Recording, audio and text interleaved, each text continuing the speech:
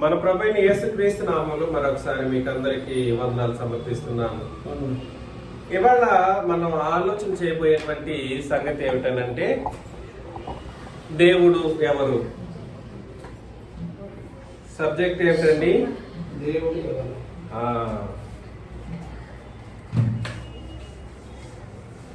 ఇంకా దేవుడెవరు, ఇంకా దేవుడెవరు, ఈ సబ్జెక్ట్ ని మనం ఎప్పుడు మాట్లాడుకుంటూ ఉంటామా, సిద్ధాంతపరమైన విషయాలే మాట్లాడుతూ ఉంటామా అని ఆలోచన చేయాల్సిన అవసరం లేదు.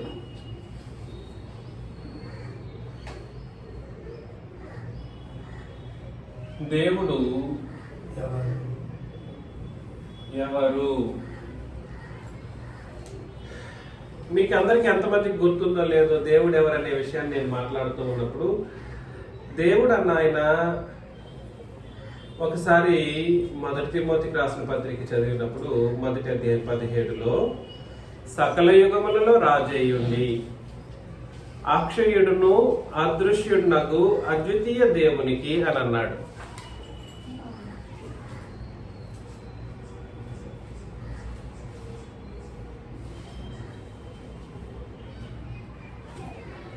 అద్వితీయ దేవుడు అని అన్నాడు. అంటే ఇక్కడ ఎవరి గురించి మాట్లాడుతున్నాడు?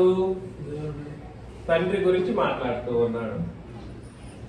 అదేవిధంగా మనం మొదటి యోహాను 4వ అధ్యాయం 9వ వచనంలో, మొదటి యోహాను 4:9లో మనము ఆయన ద్వారా జీవించినట్లు దేవుడు తన అద్వితీయ కుమారుని అని అన్నాడు.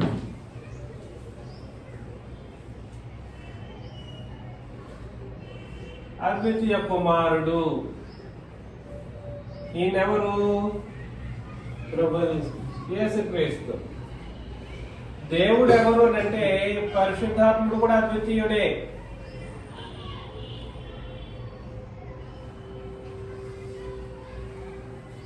ఇవాళ నేను కొత్తగా ఏమీ రుజువు చేయబోయేదేమీ లేదు.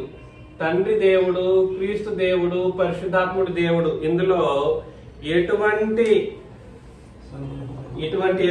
సందేహము లేదు. ఖచ్చితంగా ముగ్గురు, తండ్రి దేవుడు, క్రీస్తు దేవుడు, పరిశుద్ధాత్ముడు దేవుడే. అయితే దేవుడు ఎవరు అని అంటే ఇక్కడ పరిశీలన చేయవలసినటువంటి సంగతి ఒకటి ఉంది. ఈ ముగ్గురులో ఎవరు దేవుడు అనే విషయాన్ని నేను మాట్లాడబోయేది లేదు. ఎలాగా? ఈ ముగ్గురులో ఎవరు దేవుడు అనే విషయాన్ని మాట్లాడబోయేది లేదు. ముగ్గురు తండ్రి దేవుడే, క్రీస్తు దేవుడే, పరిశుద్ధాత్ముడు దేవుడు. అయితే దేవుడు ఎవరు అనేటువంటి ఒక విషయాన్ని మనం పరిశీలన చేసినప్పుడు, దేవుడు అద్వితీయుడు. ఈయన అద్వితీయుడే, తండ్రి అయిన అద్వితీయుడే, క్రీస్తు అయిన అద్వితీయుడే, పరిశుద్ధాత్ముడు కూడా అద్వితీయుడే. అర్థమవుతుందా? అద్వితీయుడు అనగానేమిటి?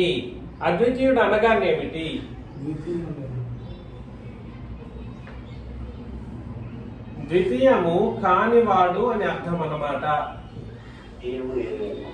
ద్వితీయము కానివాడు, అద్వితీయుడు అని అంటే అర్థం ఏమిటంటే, అంటే కాదు, ద్వితీయుడు అంటే రెండవ వాడు, అంటే ద్వితీయం కానివాడు, రెండవ వాడు కానివాడు, లేదా ద్వితీయము కానివాడు, రెండవ వాడు.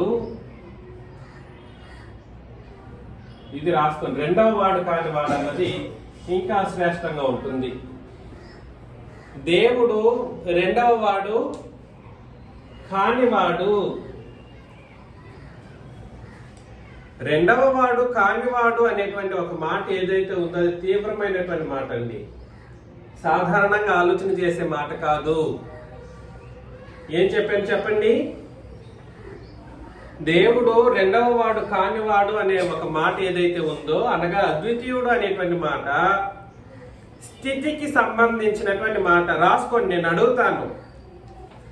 రెండవ వాడు కానివాడు అని అంటే స్థితికి సంబంధించిన వాడు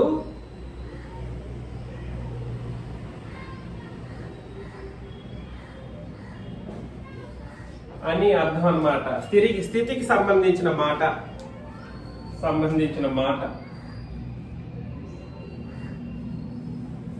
స్థితికి సంబంధించిన మాట అంటే అర్థం ఏమిటనంటేనండి, ఎల్లప్పుడూ మొదటి స్థితిని పొందేవాడు అని అర్థం. అద్వితీయుడు అంటే అర్థం ఏమిటంటే, మరలా దాన్ని డిరైవ్ చేస్తున్నాను. ఎల్లప్పుడూ.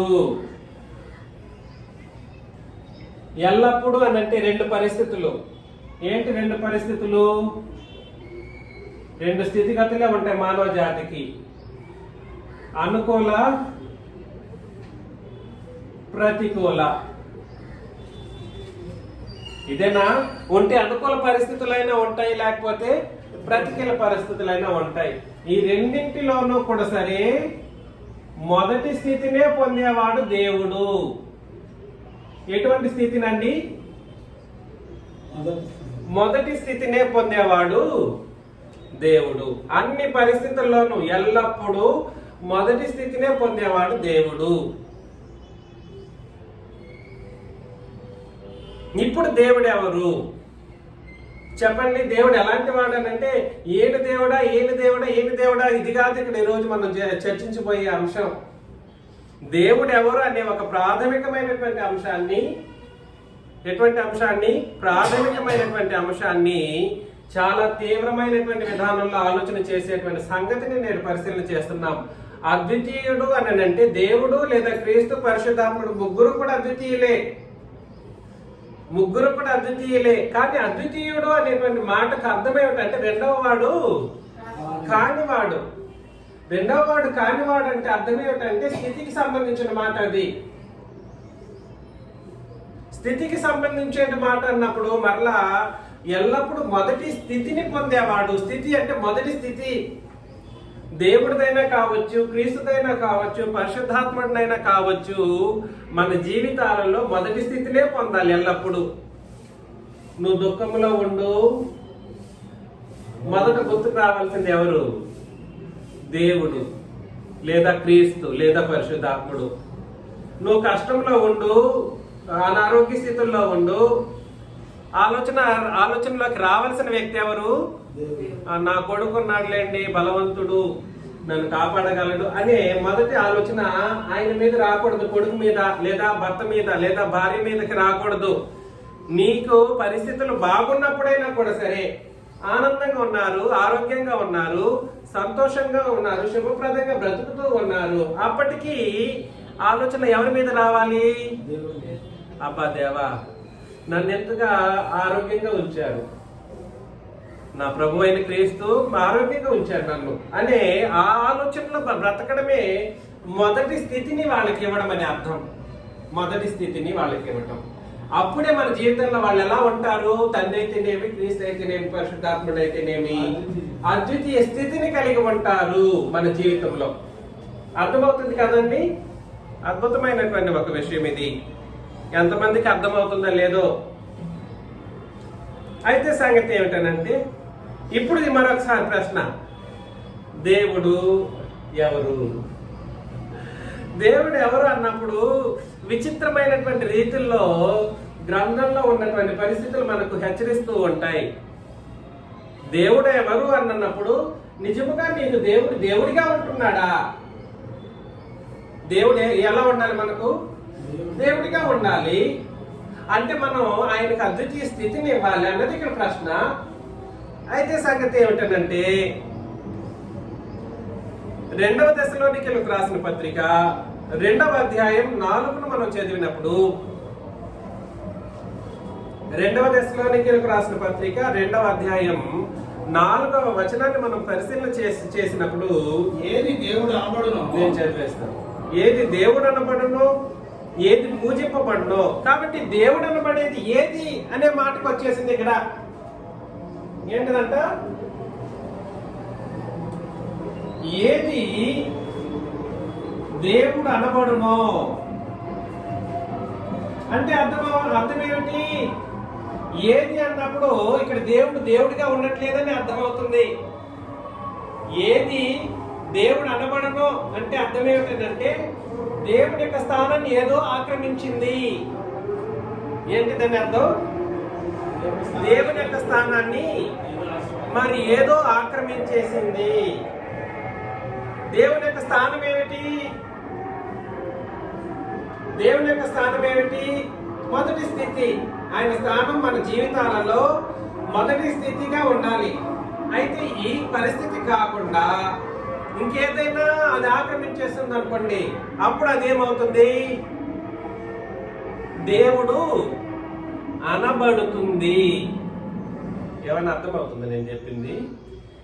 ఎప్పుడైతే దేవుని యొక్క మొదటి స్థితిని మన జీవితంలో మరి ఏదైనా ఆక్రమించింది అనుకోండి, అదేమవుతుంది? ఆయన యొక్క స్థితి, దేవుని యొక్క స్థితి ఏమిటి? మొదటి స్థితి. ఈ స్థితిని మన జీవితాలలో మరి ఏదైనా ఆక్రమిస్తే అది నీకేమవుతుంది అని అర్థం. ఎగ్జాక్ట్లీ. అత్యంత ప్రేమ మీ పిల్లల మీదనో లేదా మీ మనవాళ్ళ మీదనో పెట్టేశారనుకోండి, దేవుడి కంటే మా మనవాళ్ళో లేదా మనవరాళ్ళో లేదా పిల్లలు వీళ్ళ మీద పెట్టేస్తే ఆయన స్థితి ఏమిటి? మొదటి స్థితి. కానీ ఈయనకంటే వాళ్ళు ముందుంటే అప్పుడు వాళ్ళు ఏమవుతారు? మీకు ఆయన స్థితిని ఆక్రమించింది ఎవరో వాళ్ళు అవుతారు మీకు దేవుడు. కాబట్టి ఏది దేవుడు అనబడును అంటే అర్థం ఏమిటంటే, దేవుడు అనబడేటువంటి ఒక మాట, అనబడేటువంటి ఒక పరిస్థితుల్లో ఏదైనా అయిపోయేటువంటి ప్రమాదంలో ఉండకూడదు. ఏదైనా అది మనకు దేవుడిగా ఉండే అవకాశము ఉండడానికి వీల్లేదు. కాబట్టి ఏది దేవుడు అనబడినో అది ఏం చేయబడుతుందంట? ఏది దేవుడు అనబడినో అది పూజించబడును. దేవుడు అనబడేది ఏం చేయబడుతుందంట? ఏది? మరొకసారి చూడండి, 2 తెస్సలోనికీయులకు రాసిన పత్రిక 2వ అధ్యాయం 4లో ఏది దేవుడు అనబడునో ఏది పూజించబడునో. కాబట్టి దేవుడు అనబడేది ఏం చేయబడుతుంది? ఆటోమేటిక్ గా వాళ్ళు పూజించబడుతుంది. అంటే ఆరాధన కూడా సరే, మానవ జాతి ఏమనుకుంటున్నారనంటే అంతా జరిగించేసిన తర్వాత దేవుణ్ణి వెతుకుతా ఉంటారు. అంతా అయిపోయి ఉంటుంది, తర్వాత వచ్చి దేవుణ్ణి వెతుకుతారనమాట. అప్పటి వరకు ఆరాధించిన వ్యక్తి ఎవరు? ఎవరైతే వీళ్ళ జీవితాలలో మొదటి స్థితిని ఇచ్చారో వాళ్ళకి వీళ్ళు ఏం చేశారని అర్థము? ఆరాధన చేశారు, పూజించారు అనే అర్థాన్ని ఇక్కడ మాట్లాడడం జరుగుతుంది. వాస్తవానికి ఆరాధన అన్నది క్రీస్తుకును తండ్రికి వెళ్ళాలి. ఆరాధన అనేది ఎవరెవరికి వెళ్ళాలి? క్రీస్తుకును తండ్రికి వెళ్ళాలి. ఈ క్రీస్తుకు తండ్రికి వెళ్లాల్సినటువంటి లేఖన భాగాలు క్రొత్త నిబంధనలో పొందుపరిచి ఉన్నాయి. ఎక్కడున్నాయి? క్రొత్త నిబంధనలో పొందుపరచబడి ఉన్నాయి. ఇలా క్రొత్త నిబంధనలో పొందుపరచబడి ఉన్నప్పుడు ఈ క్రొత్త నిబంధనానుసారంగా కాకుండా ఇంక ఏదైనా విధానంలో ఆరాధన చేసేటువంటి వాళ్ళు ఉంటారు చూడండి, వాళ్ళందరూ కూడా సరే ఎవరిని ఆరాధన చేస్తున్నారో అక్కడే చెప్పేస్తున్నాడు. ఏది దేవుడు అనబడనో ఏది పూజింపబడనో దానినంతటినీ ఎదిరించుచు దానికంతటికీ పైగా వాడు తన్ను తాను హెచ్చించుకొనుచు తాను దేవుడునని తను కనపరుచుకొనుచు దేవుని ఆలయంలో కూర్చుంటున్న కనుక. దేవుని ఆలయం అంటే ఏమిటి? ఇక్కడ దేవుని ఆలయం అంటే సంఘం కాదు. ఇక్కడ చెప్పబడుతున్న దేవుని ఆలయం అనేది ఏం కాదు?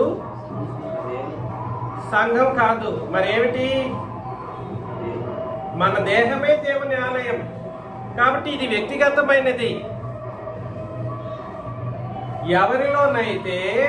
ఎవరైతే దేవుని యొక్క స్థితిని సరిగా గుర్తించట్లేదో, ఎవరైతే దేవుని యొక్క స్థానాన్ని ఆయనకి ఇవ్వలేదో, లేదా క్రీస్తుకి ఇవ్వలేదో, లేదా పరిశుద్ధాత్మకి ఇవ్వలేదో, వాళ్ళు ఏం చేయబడుతున్నారో అక్కడ మాట్లాడేస్తున్నాడు. వాళ్ళకి దేవుడు తానేనని అపవాది కనపరుచుకుంటూ ఉంటాడు. వాళ్ళ శరీరాల్లో అపవాది ఉంటాడు. అంటే వాళ్ళ ఆలయంలో దేవుని ఆలయంగా ఉండవలసిన దాంట్లో అపవాది తిష్ట వేస్తాడనమాట. తిష్ట వేసి ఏం చేస్తాడు? గనుక ఏ విధముగానైనను ఎవడనూ మిమ్మల్ని ఏం చేయకూడదు? మోసపరచకూడదు అని అన్నాడు. కాబట్టి ఏమిటి అక్కడ? ఇవాళ ఒక్కరోజేనా? ఈ ఒక్కరోజుకి ఎంత గంటలు చేస్తున్నారు? ఎంతసేపు లేదు. కాబట్టి ఏ విధముగానైనా ఎవడను మిమ్మల్ని ఏం చేయకూడదు? తలుపేసి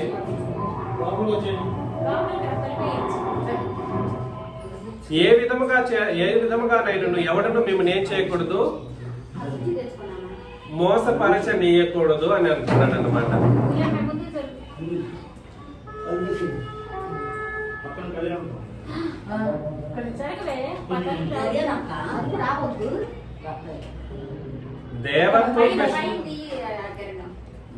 దేవత్వం విషయంలో సరైన అవగాహన లేకుండా ఆరాధనలో కూర్చునేటువంటి వాళ్ళు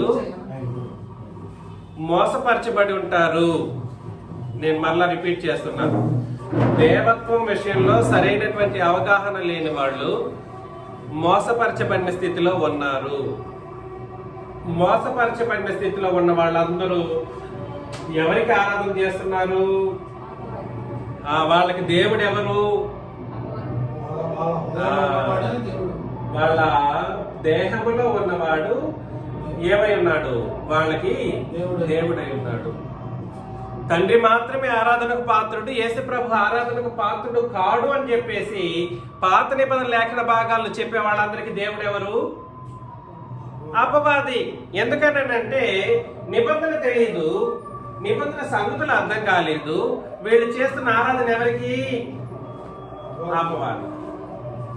ఎందుకనంటే అపవాది వాళ్ళకి దేవుడిగా ఉంటాడు.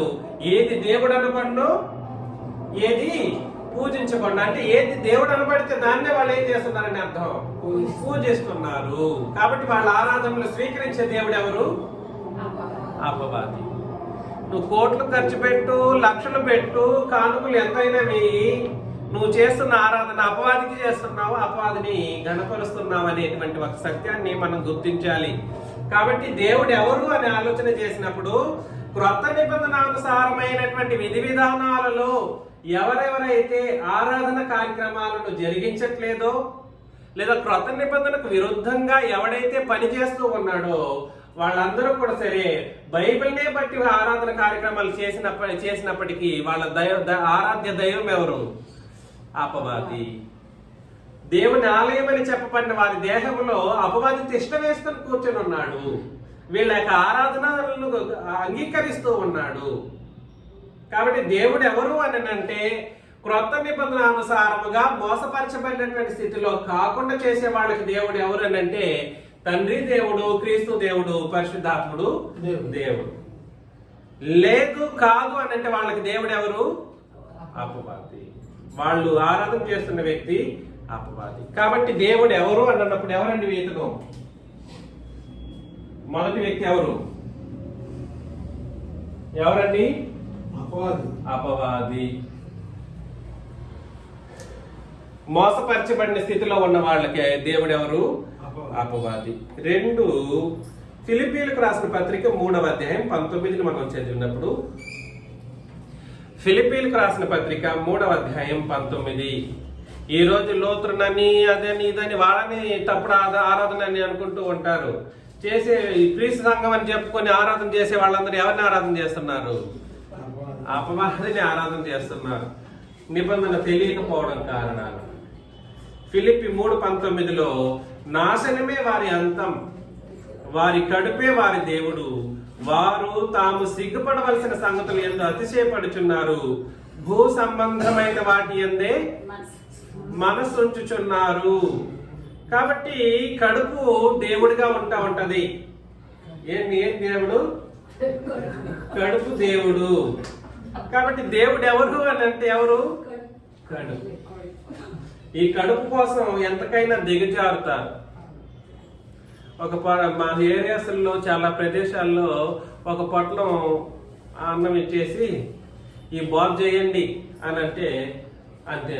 కడుపు కోసం, ఆ భోజనం కోసం ఏదైనా తప్పుడు బోధలు చేయడానికి తమను తాము అమ్ముకున్నటువంటి భ్రష్టులు లేకపోలేదు.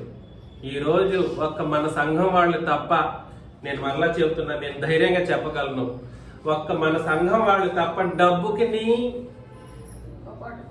ఒక పూట కూటి కొరకు భ్రష్టులైనటువంటి మనుషులే క్రైస్తవ్యాన్ని చేపట్టినటువంటి పరిస్థితుల్లో కనబడుతూ ఉన్నారు. క్రైస్తవ్యం కాదు అది, వాస్తవానికి అది అబద్ధపు క్రైస్తవ్యం అన్నమాట. ఒక్కంత భోజనం పెట్టేస్తానండి, ఎవడు ఏది చెప్పమంటే అది చేస్తారండి. 150 రూపాయలు ఇస్తేనంట ఒక మనిషికి బాప్తిస్మం తీసుకుంటాడంట. అంటే తమ నమ్ముకుంటారు. నేను ఒక అమ్మగారికి 150 రూపాయలు ఇచ్చాను అనుకోండి, అమ్మగారు నా దగ్గర ఏం చేయాలి? బాప్తీసం తీసుకోవాలి. అట్లా ఒక రోజుకి 50 మందికి 150 ఇచ్చేసి 50 మందికి కూడా బాప్తీస్మాలు ఇచ్చే పరిస్థితులు ఉన్నాయి. వీళ్ళందరూ ఉన్నారే, వీళ్ళకి దేవుడు ఎవరు అనుకుంటున్నారు? వీళ్ళు చెప్పేది ఈ మధ్య కాలంలో ఒకడు బాప్తీసం ఇచ్చి యోహానుతో సమపోల్చుకుంటున్నాడు. బాప్తీసం ఇచ్చి యోహాను బాగా ఇచ్చాడు బాప్తీస్మాలు, అలాగే మేము కూడా ఒక రోజుకి 50 మంది చొప్పున 200 మందికి ఈ వారంలోనే ఇచ్చేసామని కాలర్లు ఎగరేసుకునే క్రీస్తు సంఘాలు లేకపోలేదు. వీళ్ళు ఇచ్చే 200కి వాడు ఇప్పుడు తీసుకుంటాడు. వాడు తీసుకున్నవాడు ఎక్కడికి వెళ్తాడంటే ఇక్కడ బాప్తీసం తీసుకున్న వెంటనే అటు మందు షాప్కి వెళ్తా ఉన్నాడు. ఎంత దారుణమైనటువంటి పరిస్థితో. కాబట్టి అటు బాప్తిసం అనే పేరుతో బాప్తిసం ఇచ్చే ఆ దరిద్రుడికి, బోధకుడు అనేటువంటి దరిద్రుడికి, తీసుకుంటున్నటువంటి ఈ దరిద్రులకి నాశనం అనేది ఖచ్చితంగా ఖాయం చేయబడింది. నాశనమే వారి అంతము, వారి కడుపే వారి దేవుడు. ఇది ఎందుకొరకు? బాప్తిసం నీకు 50 మందికి బాప్తిసం ఇస్తున్నావని అంటే అది నువ్వు డబ్బుకి అమ్మేసి బాప్తిసం ఇస్తున్నావు, డబ్బుని ఇచ్చి బాప్తిసం ఇస్తున్నావు. అలాగా అదొకటే కాదండి, నేను చూసిన ప్రతి ఒక్క బోధకులు కూడా సరే క్రీస్తు సంఘంలోనే నాకు ఎక్కువ పరిచయం అనేకులు. వీళ్ళందరూ దేని కొరకు అనుకుంటున్నారు? డబ్బుల కొరకు. ఇంకొకడు క్రీస్తు సంఘం పేరుని మార్చేసుకున్నాడు. ఇంకొకడు చర్చ్ ఆఫ్ క్రైస్ట్ ఇండియా అనే పేరు పెట్టుకున్నాడు. దానికి అడ్జస్ట్మెంట్లు వీళ్ళు తిరిగి. ఇంకొకడు ఏం చేశాడో తెలుసా? ఎవడో ఏదో చెప్పుకుంటూ తిరిగాడు. డినామినేషన్ వాడు సంఘంలో స్త్రీలు మాట్లాడకూడదనే ఒక విషయాన్ని వాడెవడో తెలియనోడు చెప్పాడు. దాన్ని డినామినేషన్ వాళ్ళు అడ్జస్ట్ చేశారు. మాట్లాడవచ్చు, వివక్ష లేదు, స్త్రీ వివక్ష బైబిల్ అని చెప్పేసి వీళ్ళు ఇది చేశారు. దాన్ని పురుషోత్తం అనేటువంటి ఒక వ్యక్తి ఏం చేశాడో తెలుసా? మాట్లాడొచ్చు, ఎక్కడ మాత్రం మాట్లాడకూడదు, సంఘంలో ఉన్నప్పుడు మాత్రమే మాట్లాడకూడదు, మిగిలిన సందర్భాలన్నింటిలో బోధ చేయొచ్చు అన్నట్లుగా కూడా మాట్లాడడం జరిగింది. వీళ్ళందరూ కూడా సరే, నేను చెబుతున్నాను, ఈ రోజు యూట్యూబ్ లో కూడా పెడతాను ఖచ్చితంగా. వీళ్ళందరూ కూడా దేనికి వీళ్ళ యొక్క పరిస్థితి ఎవరినో నువ్వు కన్విన్స్ చేయాల్సిన అవసరం లేదు. దేవుని వాక్యము ఇది అని చెప్పిన తర్వాత ఆ దేవుని వాక్యానికి విరుద్ధంగా నువ్వు ఎలా మాట్లాడతావు? దేవుని వాక్యం ఒకటి చెప్పిన తర్వాత ఎవరినో నువ్వు కన్విన్స్ చేయాల్సిన కోణంలో లేఖన భాగాలను మార్చేటువంటి పరిస్థితి ఏమి ఉండకూడదు. వీళ్ళందరూ దేని కొరకు పని చేస్తున్నారంటే తమ కడుపు నింపితే చాలు, నింపబడితే చాలు అనుకుంటున్నారు. ఎవడో డబ్బులు ఇచ్చేస్తే నేను పొందుకుంటాను సరిపోతుంది అన్నట్లుగా కానుకల కోసం ప్రాకులాడేటువంటి మనుషులు. కాబట్టి నేను ఏం చెప్పడానికి ప్రయత్నం చేస్తున్నానంటే వారికి నాశనము వారి అంతం. నాశనమే వారి అంతం అంటే అర్థం ఏమిటండి? ఖచ్చితంగా వాళ్ళు నాశనం వైపు, నాశనంలోనే వాళ్ళు ముగించబడతారు. వాళ్ళ జీవితాన్ని సంతోషంగా వాళ్ళు చావరు. చాలా దుర్మార్గంగా చేస్తారన్నమాట. వాళ్ళ చావు చాలా దుర్మార్గంగా ఉంటుంది. అది చాలా ప్రమాదకరంగా వాళ్ళ చావులు ఉంటాయి. దేవుడు అలాంటి వాళ్ళని విడిచిపెట్టడు. కాబట్టి వారి కడుపే వారి దేవుడు. వారు తాము సిగ్గుపడవలసిన సంగతులు ఎంతో అతిశయపడుచున్నారు. ఏమి? దేవుని యొక్క వాక్యము సంఘంలోనే కాదు, పరిశుద్ధుల సమూహంలో ఎక్కడైనా కూడా సరే మగవాళ్ళు ఉన్నప్పుడు స్త్రీలు ఉపదేశించడానికి అవకాశం లేదని దేవుని యొక్క వాక్యం చెప్పింది. ఎక్కడ పరిశుద్ధుడైనటువంటి సహోదరుడు నీతో నేనున్నాను అనుకోండి, మీకు మీరుగా ఏం చేయడానికి అవకాశం లేదు. స్త్రీలు అనుకోండి, వాళ్ళు ఉపదేశం చేయటానికి లేదు. కాదంట, ఇంట్లో కూర్చొని ఉన్నప్పుడంట భర్త ఉన్నప్పుడు కూడా సరే బోధించుకోవచ్చంట. భర్త ఉన్నప్పుడు బోధించడం ఏమిటి? మరి స్త్రీలు ఉన్నప్పుడు స్త్రీలు ఎవరిని వెళ్ళి సంప్రదించాలి? ఇంట్లో తమ భర్తలను ఏమైనా డౌట్స్ ఉంటే ఎక్కడ అడగాలి? భర్తలను అడగాలి. భర్తలు లేకపోతే భర్తలకు తెలియదు అని అన్నప్పుడు బోధకుడు ఉన్నాడు. అంత మాత్రం పవిత్రమైన ఆలోచన విధానాలు ఉండవు మనుషులకి. బోధకుడికి ఎప్పుడు పడితే అప్పుడు చేయలేము, అంటే ఎప్పుడు పడితే అప్పుడు చేయలేము. బోధకుడు మగవాడు, వీళ్ళు స్త్రీలు, తప్పుడు ఆలోచనలు వస్తాయి అన్నప్పుడు వాళ్ళ బుద్ధిలో ఏముందని అర్థం. ఎప్పుడైతే స్త్రీ పురుష భేదాన్ని బట్టి ఈ ఆలోచన విధానాలు చేసే వాళ్ళు ఉంటారో వీళ్ళు ఆల్రెడీ వాళ్ళు ఎటువంటి పరిస్థితుల్లో ఉన్నారని అర్థం. వ్యభిచారులుగా ఉన్నారని దాని అర్థం ఉన్నారు. అట్లా తోడికే తప్పుడు బుద్ధులు వస్తూ ఉంటాయి, ఆలోచన విధానాలు వస్తూ ఉంటాయి. కాబట్టి నేను చెప్పడానికి ప్రయత్నం చేస్తున్నది అంటే సంఘాన్ని వాడు సరైన విధానంలో నడిపించట్లేదనేది కూడా మనకు అర్థం అవ్వగలదు. వీడి బుద్ధి తప్పు, వీడి ఆలోచన విధానాలు. ఇప్పుడు ఎక్కడికైనా వెళ్తున్నాము, వెళ్ళి బోధ చేయడానికి వెళ్తున్నారు, నీతో పాటు నీ భార్య లేకపోతే లోకం నానా విధాలుగా అనుకుంటా ఉంటది అంటాడు. భార్య లేకపోతే లోకం అనుకునేదాన్ని నీకెందుకు? లోకం అనుకునేది, లోకం ఎప్పుడు కూడా సరే లోకం మంచిదే. పాత నిబంధనలో లోకము చెడ్డది, అంతకంటే చెడ్డది. ఇప్పుడున్న లోకము అంతకంటే డబుల్ చెడ్డది. నువ్వు లోకాన్ని బట్టి దేవుని కార్యాలు జరిగిస్తావా? లోకాన్ని బట్టి జరిగించేది. కాబట్టి నేనేం చెప్పడానికి ప్రయత్నం చేస్తానంటే పవిత్రమైనటువంటి బుద్ధి ఉండాలి. ముందు ఏం బుద్ధి ఉండాలి? పవిత్రమైనటువంటి ఆలోచన విధానాలు సహోదరుల పట్ల, అమ్మగారుల పట్ల కలిగి ఉండాలి. సహోదరుల పట్ల పవిత్రమైన ఆలోచనతో అమ్మ అని పిలవండి అని అన్నాడు. ఎలా పిలవాలి? సొంత తల్లి వల్లి చూసుకోండి అని అన్నాడు. ఈ బుద్ధి లేకపోతే మాత్రం చాలా తప్పుడు సిద్ధాంతాలు బోధిస్తూ ఉంటారన్నమాట. కాబట్టి వీళ్ళు దేవుని యొక్క వాక్యానికి అడ్జస్ట్మెంట్స్ చేస్తూ ఉంటారు. ఏం చేస్తూ ఉంటారు? అడ్జస్ట్మెంట్లు. అక్కడ చేయొచ్చు, ఇక్కడ చేయకూడదు. ఇటు చేయొచ్చు, ఇటు. నువ్వేం చచ్చావా? బోధకుడివి. నువ్వెందుకు బోధకుడిగా ఉన్నావు? డబ్బుల కోసమేనా? కానుకలు ఇచ్చేదాన్ని కానుకలు ఇస్తే అడ్డుకొని పోయే విషయంలోనైనా ఉన్నావు. నువ్వు బ్రతికుండి ఏం లాభం మరి? అర్థమవుతుంది నేను చెప్పేది. నువ్వు బ్రతికింది ఎందుకో చాలా తీవ్రంగా నేను ఖండిస్తున్నాను ఇది అబద్ధ బోధకుల్ని. మరలా నేను చెబుతున్నాను, దేవుని యొక్క లేఖనాలను అడ్జస్ట్మెంట్ చేసి ఎవరినో కన్విన్స్ చేయడం కోసం బోధించకూడదు. ఎవరిని కన్విన్స్ చేయాల్సిన అవసరం నీకు లేదు. దేవుని వాక్యం ఇదే అన్నప్పుడు ఆ వాక్యాన్ని ఖండితంగా మనం నేర్చుకుని అలాగే బోధించడం చేసేటువంటి. అలాగే బోధిస్తే ఎవడు రాడండి అన్నప్పుడే అర్థమైపోతుంది వీడు కడుపుకి, వీడికి దేవుడు ఎవడు? కడుపు దేవుడు.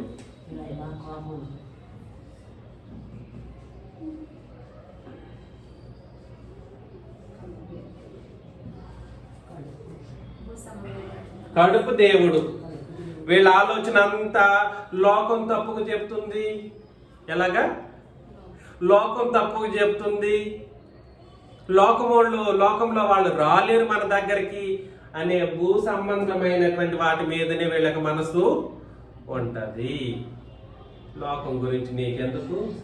పరిశుద్ధమైన సంఘం నీకు అప్పగించబడిన తర్వాత లోకం గురించిన ఆలోచన, వాళ్ళని ఎలాగైనా రక్షించాలనే ఆలోచన ఉండాలి తప్ప వాళ్ళు ఏదో అనుకుంటారన్నటువంటి తప్పుడు సిద్ధాంతాలు మనం సృష్టించాల్సిన అవసరం లేదు. కాబట్టి నీ దేవుడు ఎవరు? దేవుడు ఎవరు అని అంటే ఏది దేవుడు అనబడితే అది దేవుడు అవుతుంది. ఏది దేవుడు అనబడితే దేవుడు అనబడేటువంటి పరిస్థితుల్లో ఆ దేవుడు ఏం చేయబడుతుంది? పూజించబడుతుంది. ఇంతకీ సరైన విధానంలో తండ్రిని, క్రీస్తును, పరిశుద్ధాత్మ వలన ఆరాధన చేయలేనటువంటి వాళ్ళు ఎవరైతే ఉన్నారో వాళ్ళందరి దేవాలయాల్లో ఎవరు కూర్చుంటున్నారు? అపవాది వాళ్ళ దేవాలయాల్లో కూర్చుంటున్నాడు. వాళ్ళ అపవాదికి ఆరాధన చేసే వాళ్ళుగా మోసపరచబడిన స్థితిలో వాళ్ళు ఉన్నారు. కాబట్టి అపవాది దేవుడు అలాంటి వాళ్ళకి. రెండు, కడుపు దేవుడిగా ఉండే పరిస్థితులు ఉన్నాయి. వీళ్ళ యొక్క ఆలోచన విధానాలన్నీ దేన్ని బట్టి ఉంటది? భూ సంబంధమైన వాటి మీదనే ఉంటది. వీళ్ళకి మంచి చావు ఉండదు. వీళ్ళకి మంచి చావు అనేది ఉండదు. చాలా తీవ్రమైనటువంటి రీతిలో ఉంటది అన్నమాట. తిమోతికి రాసిన 2వ పత్రిక 3వ అధ్యాయం 4వ వచనం. తిమోతికి రాసిన 2వ పత్రిక 3:4 ద్రోహులు, మూర్ఖులు, గర్వాంధులు దేవుని కంటే సుఖానుభవమును ఎక్కువగా ప్రేమించేవారు. దేవుని కంటే అంటే అక్కడ అర్థమేమిటి? మొదటి స్థితి దేవుడు పొందాలి, ఆయన స్థితి కంటే సుఖాన్ని ఎక్కువగా ప్రేమించేటువంటి వాళ్ళు. దేవుని కంటే సుఖమును ఎక్కువగా ప్రేమించే వాళ్ళు అంటే అర్థమేమిటండి? దేవుడు ఎంత సుఖంగా ఉన్నాడో అంతకంటే ఎక్కువ సుఖంగా భూమి మీద బ్రతకడం అనేది కాదు ఇక్కడ చెబుతున్నది. దేవుణ్ణి పక్కన పెట్టేసి వీళ్ళ సుఖం కోరేవాడు. ఎలాగా? దేవుడు ఏముందిలే, ఎండకి ఎవడు వెళ్తారండి, ఎండ చాలా ఎండలు, ఇప్పుడు ఎండాకాలం కదా వస్తున్నది. ఏమనుకుంటారంటే ఆ ఎండలో ఎవరు వెళ్తారు, చాలా కష్టంగా ఉంటది, చాలా దారుణంగా ఉంటది. నేను రేపొద్దున ఈ సమ్మర్లో కూడా సరే, ఈ గుంటూరు వాళ్ళే కూడా సరే, ఇక్కడ ఉన్నటువంటి సహోదరులు కూడా సరే, ఇక్కడ ఆరాధన అన్నప్పుడు నేను వచ్చినప్పుడు అందరూ రండి నేను విన్నవిస్తా ఉన్నాను. రాలేని పక్షాన ఏమయ్యారు అనుకోండి, ఎండకి ఎవరు వెళ్తారు అని ఇక్కడ ఉన్నోళ్ళు కూడా అట్లా మొండికేశారు అనుకోండి. వీళ్ళు దేన్ని ప్రేమిస్తున్నారు? దేవుని కంటే సుఖాన్ని. దేన్ని ప్రేమిస్తున్నారు? సుఖాన్ని. ఎండకు వద్దులే, ఏసీ అక్కడ చర్చ్ బిల్డింగ్ లో ఏసీ లేదు, ఏమీ లేదు. ఇక్కడైతే మనకి ఏసీలో వెళ్ళి కూర్చొని అటు ఇది చేస్తామనే ఆలోచనలు ఉంటాయి. సుఖమును నిజముగా క్రైస్తవులు అనబడిన వాళ్ళకి సుఖం అంటూ ఉండదు. వాస్తవానికి చెప్పాలంటే వాళ్ళ మనసులు బాధపడుతూ ఉంటాయి, బాధపడడానికి సిద్ధంగా ఉంటారు. అర్థమవుతుందా? దేవుని కంటే సుఖానుభవమును ఎక్కువగా ప్రేమించేవారు. కాబట్టి దేవుని స్థితిని పొందింది ఏమిటి? సుఖానుభవం.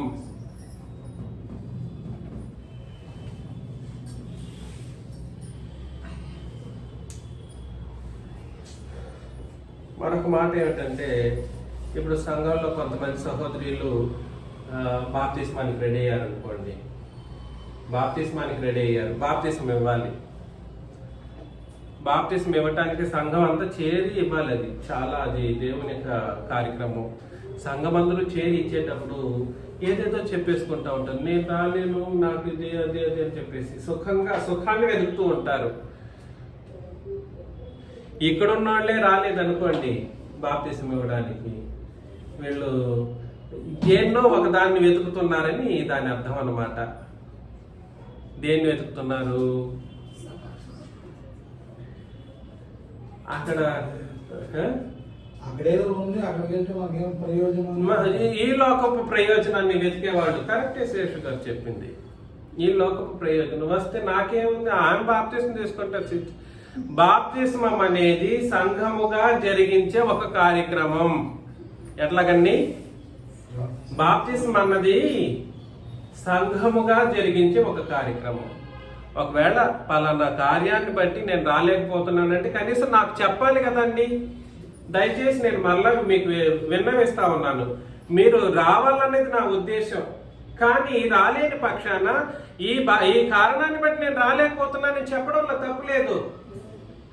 ఏ కారణాన్ని బట్టి? ఏదైతే వాళ్ళ కారణం అయితే ఉందో దాన్ని నాకు చెప్తే తప్పేమి లేదు కదా. నేనేమి అంత మిమ్మల్ని పీడించి చేసే వ్యక్తిని కాదు. ఈ కారణం అన్ని నేను రాలేకపోతున్నానంటే సరిపోయే. కానీ సంఘంగా చేయాలి ఈ కార్యక్రమాన్ని, నాకు తెలియాలి, చెబితే చాలా మంచిది. పీడించేసి చేసే వ్యక్తిని కాదు నేను. దయచేసి ఆలోచన చేయండి. సుఖానుభవం దేవుని కంటే, దేవుని యొక్క స్థానాన్ని సుఖం అనేది పొందితే నీకు దేవుడు ఎవరు? సుఖానుభవమే దేవుడు అవుతుంది. సుఖానుభవమే దేవుడు అవుతుంది. ఆలోచన చేయాలి. వీళ్ళ యొక్క పరిస్థితులు ఎలా ఉంటాయంటే ద్రోహం చేయటానికి కూడా వెనకాడరండి. సుఖాన్ని వెతికే వాళ్ళు ఏం చేయడానికి వెనకాడరు, సులభంగా ద్రోహం చేసేస్తా ఉంటారు. సుఖాన్ని వెతికే వాళ్ళు ఏం చేస్తారు? కొన్ని సన్నివేశాలను నేను చెబితే మన వాళ్ళు బాధపడే పరిస్థితులు కూడా ఉంటాయి. ద్రోహం చేసే పరిస్థితులు ఉన్నాయి, నిజంగా ఉన్నాయి మన వాళ్ళలో. ఇదన్నీ మనం మార్చుకోవాలి. మూర్ఖులుగా ఉంటారు, ఆలోచన చేయరు. వీళ్ళ సుఖాన్ని బట్టి ఎంత దీంట్లోనైనా చేసేస్తా ఉంటారు, మూర్ఖులుగా ఉంటారు. ఇంకా చెప్పాలంటే గర్వాంధులు అంటే గర్వము ప్లస్ అంధులు అంటే గర్వం చేత కళ్ళు మూసుకుపోయిన వాళ్ళు, గర్వం. కాబట్టి నేను హెచ్చరించే విషయం ఏమిటంటే గర్వం మనకు ఉండకూడదు. అదేవిధంగా మూర్ఖులుగా మనం ఉండటానికి వీలు లేదు. మూర్ఖులు అని అంటే అర్థం ఏమిటో తెలుసా అండి? క్రొత్త నిబంధనలో మూర్ఖులు అంటే అర్థం ఏమిటి? ఈ అర్థం ఏమిటనంటే దైవ జ్ఞానాన్ని బట్టి ప్రవర్తించని వాళ్ళు మూర్ఖులు. రాస్తున్నాను, చూసుకోండి. దైవ జ్ఞానమును బట్టి అనగా క్రొత్త నిబంధనను బట్టి ప్రవర్తించని వాళ్ళు.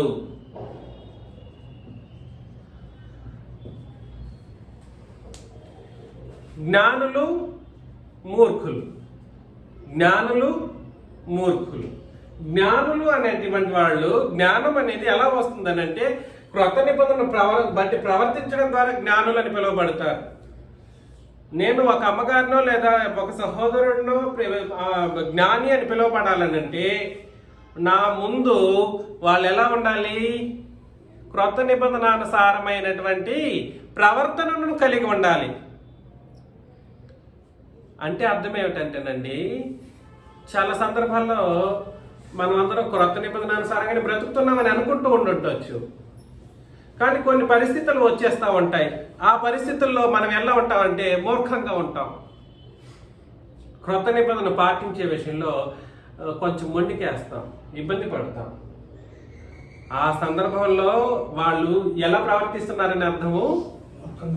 మూర్ఖంగా ప్రవర్తిస్తున్నారు అని అర్థం అన్నమాట. అర్థమవుతుంది నేను చెప్పేది. దీన్ని వీళ్ళు ఎవరు ఎట్లా ఉంటారంటే వాళ్ళకి దేవుడు ఎవరు?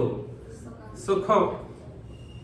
దేవుని కంటే వాళ్ళు దేన్ని ప్రేమిస్తారు? ఎక్కువగా సుఖంగా ఉండాలని ప్రేమిస్తూ ఉంటారు. కానీ మన సహోదరి వాళ్ళకి బాప్తిసం ఇచ్చేటప్పుడు అందరం వర్షంలో తడిసి బాప్తిసం ఇచ్చాం. అందరం ఐఎమ్ రియలీ హ్యాపీ. అందరం వర్షంలో తడిసాం. మన శివకోటేశ్వరి అక్కకి చందనాకి ఇచ్చేటప్పుడు అందరూ మన వాళ్ళందరూ వర్షంలో తడుచుకుంటూనే నిలబడి ఎంత నాకు చాలా సంతోషం అనిపించింది ఆ రోజు. కానీ అది చాలా మంచి ప్రవర్తన. ఎవరి స్టేటస్ని బట్టి ఆలోచన చేయలేదు. నేను మాకు ఇట్లాంటి పరిస్థితులు రావు అనుకుంటే నేను కూడా బురదలో దిగే పరిస్థితి నేను పెట్టుకోను. కానీ పరిస్థితి ఏమిటంటే ఎట్టి పరిస్థితుల్లోనైనా మనం బ్రతుకుతున్నాం, అది నాకు సంతోషం. కాకపోతే అన్ని సందర్భాల్లోనూ మనం ఏం చేయాలి? దేవుని యొక్క జ్ఞానాన్ని బట్టి భూమి మీద బ్రతకాలి, అనగా క్రొత్త నిబంధనను బట్టి భూమి మీద బ్రతకాలి. కాబట్టి ఎవరెవరి దేవుడు అంటే ఇప్పుడు మనకు తండ్రి దేవుడు నో డౌట్, మనకు క్రీస్తు దేవుడు నో డౌట్, పరిశుద్ధాత్ముడు దేవుడే నో డౌట్. ఇందులో ఎటువంటి ఇబ్బంది లేదు. ఇది ఓకే అన్నప్పుడు మరి దేవుడు అంటే అద్వితీయుడు అనేటువంటి ఒక మాటను బట్టి మనం ఆలోచన చేయాల్సిన ఒక పరిస్థితి ఉంది. అద్వితీయుడు అనేటువంటి ఒక మాట స్థితికి సంబంధించింది. ఇప్పుడు చెప్పండి, నిజముగా మనం క్రొత్త నిబంధన ప్రకారం ఆరాధన చేస్తూ ఉన్నాం, సంతోషమే. ఇక్కడ ఒకలాగా ఇంకొక చోట ఇంకోలాగా బ్రతికే వాళ్ళు కూడా మన దగ్గర కొంతమంది ఉండే అవకాశాలు ఉన్నాయేమో, వాళ్ళ కోసం చెబుతున్నాను. ఇక్కడ వస్తే ఆరాధన సంతోషంగా చేస్తున్నారు, అటు వెళితే అటు ఉండకూడదు. వాళ్ళు ఏం చేసే పరిస్థితుల్లో ఉన్నారు అని అంటే అపవాదిని ఆరాధించే పరిస్థితుల్లో కూడా వెళుతూ ఉన్నారు. అలా చేయకూడదు అని వాక్యం హెచ్చరిస్తుంది. రెండు, కడుపు దేవుడు. వీళ్ళ యొక్క ఆలోచన విధానాలంతా దేని మీద ఉంటది? భూ సంబంధమైన వాటి మీద ఉంటది. మూడు, వాళ్ళ యొక్క దేవుడు ఎవరై ఉంటాడు? సుఖానుభవం, సుఖం బాగా బతికితే చాలు, నా బట్టలు, నేను, మా ఇల్లు, ఇవి చూసుకుంటా ఉండే వాళ్ళందరూ కూడా సరే ఎట్లుంటది?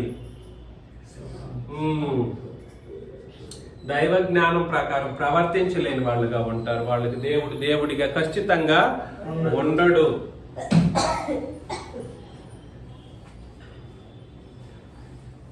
చివరిగా నేను ఒక విషయాన్ని చెప్పి ముగించేస్తున్నాను.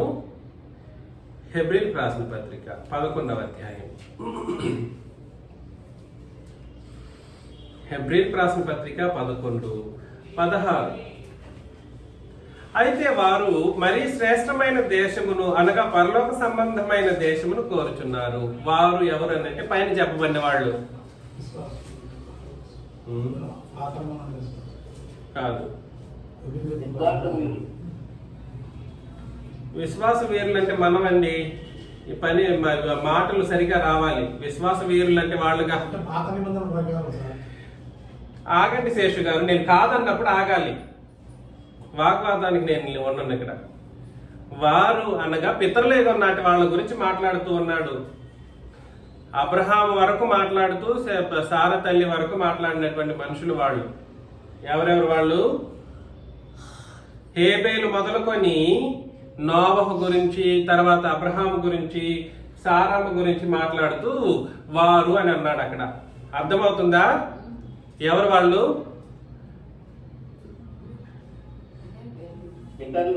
పితరుల యుగంలో విశ్వాసులైన వాళ్ళు. Be precise, be specific what you speak. మీరు ఏదైతే మాట్లాడుతున్నారో దానికి ఖచ్చితత్వం అనేది ఉండాలి. ఏదో గాలిలోకి మాట్లాడేసి విశ్వాస వీరులు అంటే ఇప్పుడు మనం, ఎందుకంటే మనం తండ్రి దేవుని యొక్క మాటలను స్వయంగా డైరెక్ట్ గా విన్నామా? వినలేదు. అదేవిధంగా పరిశుద్ధాత్ముడు మన మీద దిగి ఏమన్నా చేపించాడా? లేదు. ప్రభువైన యేసుక్రీస్తు యొక్క మరణాన్ని మనం చూసామా? చూడలేదు.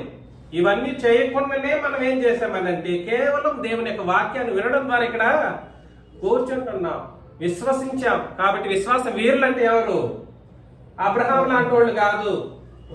విశ్వాస వీరులు అంటే మనం. ఎవడో చెప్పిన మాటలు నా దగ్గర మాట్లాడకండి దయచేసి. అర్థమవుతుందా? ఇక్కడ వారు మరొకసారి హెబ్రీయులకు రాసిన పత్రిక 11:16లో అయితే వారు మరీ శ్రేష్టమైన దేశమును అనగా పరలోక సంబంధమైన దేశమును కోరుచున్నారు. వారు ఎవరంటే ఇక్కడ చెప్పబడిన నోహు, హేబేలు, అబ్రహాము, సారా వీళ్ళ గురించి మాట్లాడడం జరిగిన వాళ్ళు పరలోక సంబంధమైన దేశాన్ని కోరుచున్నాడు. అందుచేత తాను వారి దేవుడినని అనిపించుకొనుటకు దేవుడు వారిని గురించి సిగ్గుపడడు. మన జీవితాల్లో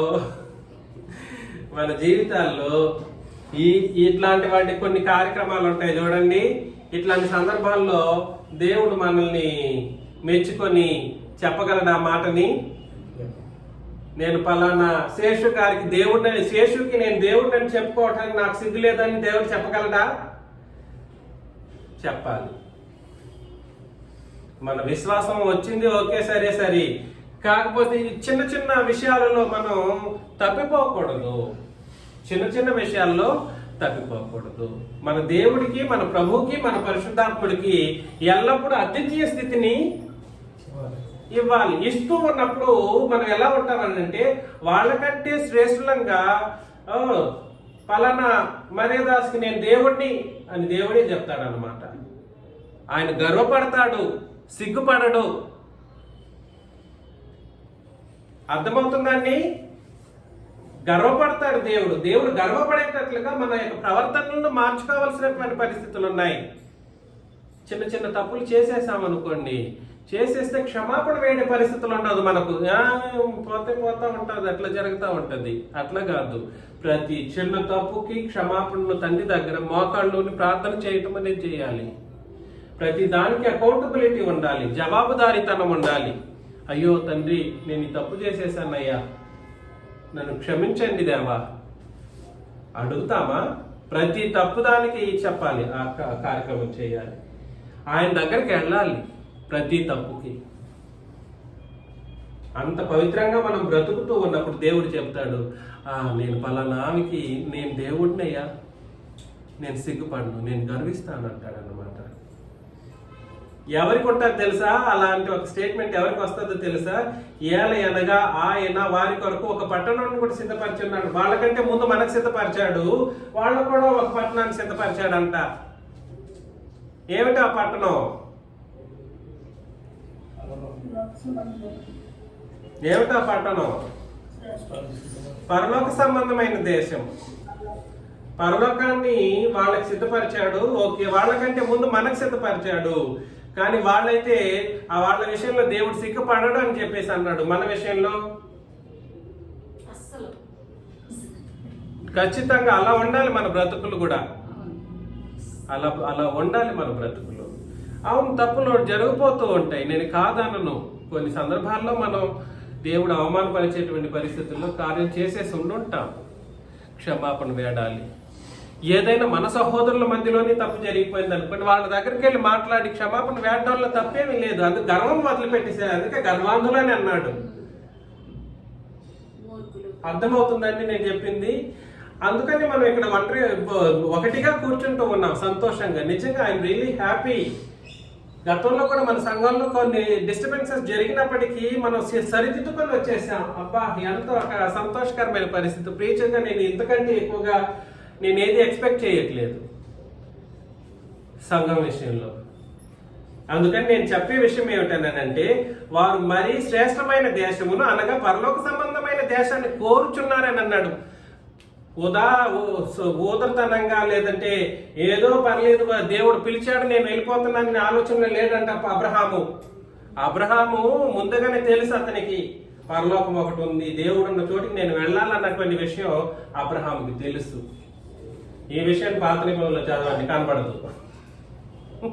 నువ్వు తల కిందకి పెట్టి కాళ్ళు పైకి పెట్టి తపస్సు చేసినా ఈ విషయాన్ని గుర్తించలేరు. ఎందుకు అబ్రహాము అంత పవిత్రంగా బ్రతికాడు, విశ్వాసంగా బ్రతికాడు? విశ్వాసం అనే పదమే అబ్రహాం జీవితంలో కనబడదు పాత నిబంధనలో. ఏం పదం కనబడదు? విశ్వాసంగా బ్రతికాడు అనే పదమే కనబడదు పాత నిబంధనలో, అదే పితృలేఖంలో. అదే విధంగా అతను కోరింది దేని మీద దృష్టి పెట్టాడంట? పరలోక సంబంధమైన దేశం మీద దృష్టి పెట్టాడంట. అక్కడికి పోవాలంటే నేను ఇలాగే బ్రతకాలి, నాకు ఇల్లు కూడా అవసరం లేదు, నేను డేరానే పెట్టుకుంటానని డేరా పెట్టుకొని బ్రతికినోడు అబ్రహాము. మీకు కూడా మనందరి యొక్క గోల్ కూడా సరే, ఉద్దేశం కూడా సరే, మీరు డేరాల్లో బ్రతకండి అన్నది నేను చెప్పే విషయం కాదు. మీరు కష్టపడుతూ ఉండండి అన్నది కూడా నా ఉద్దేశం కాదు. మన ఉద్దేశం అంతా ఏది? పరలోక సంబంధమైన దేశం అనగా పరలోకం మన యొక్క ఉద్దేశం.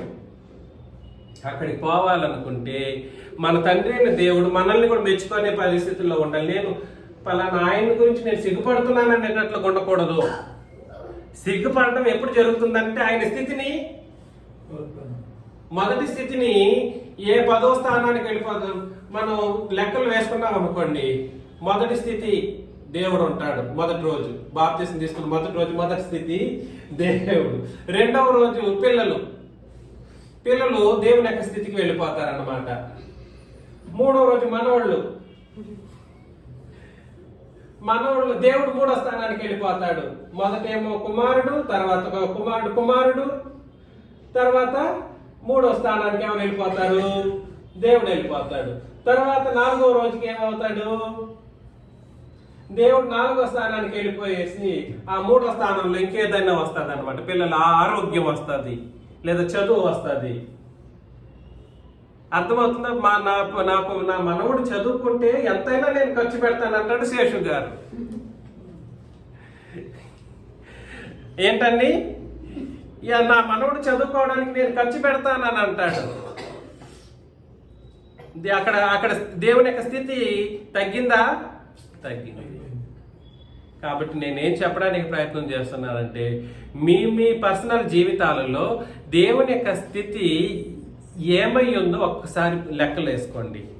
మీరు మొదటి టాప్ మోస్ట్ ప్రయారిటీ ఎవరికి ఇస్తున్నారో ఆలోచన చేసుకోండి. అలా ఉంటే దేవుడిని మీరు సరిగా అర్థం చేసుకోలేదని అర్థం అన్నమాట.